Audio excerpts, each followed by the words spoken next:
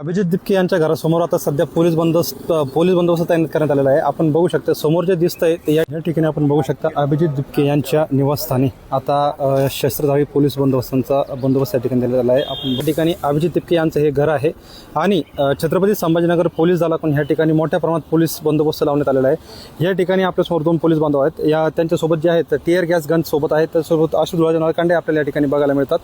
कुठलाही अनुचित प्रकार घडू नये किंवा कायदा सुव्यवस्था अबाधित राहावी किंवा शांतता राहावी ह्या काळजीपोटी या ठिकाणी जिल्हा पोलीस दलाकडून मोठा पोलीस बंदोबस्त या ठिकाणी तैनात करण्यात आलेला आहे। आपण बघू शकता MIDC वाळूज पोलीस स्टेशनचं या ठिकाणी एक बंदोबस्ताचं पथक या ठिकाणी झालेलं आहे।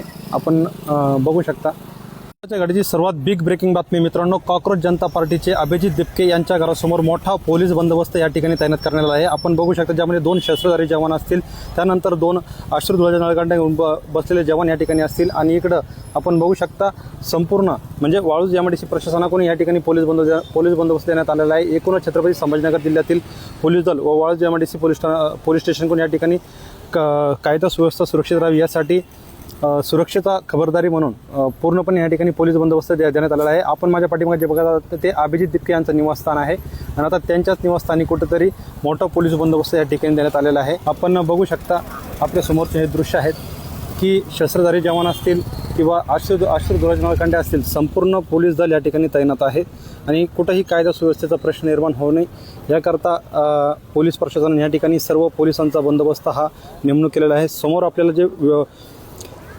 फुटेजमध्ये दिसत आहे ह्या ठिकाणी अभिजित दिपके यांचं ते निवासस्थान आहे।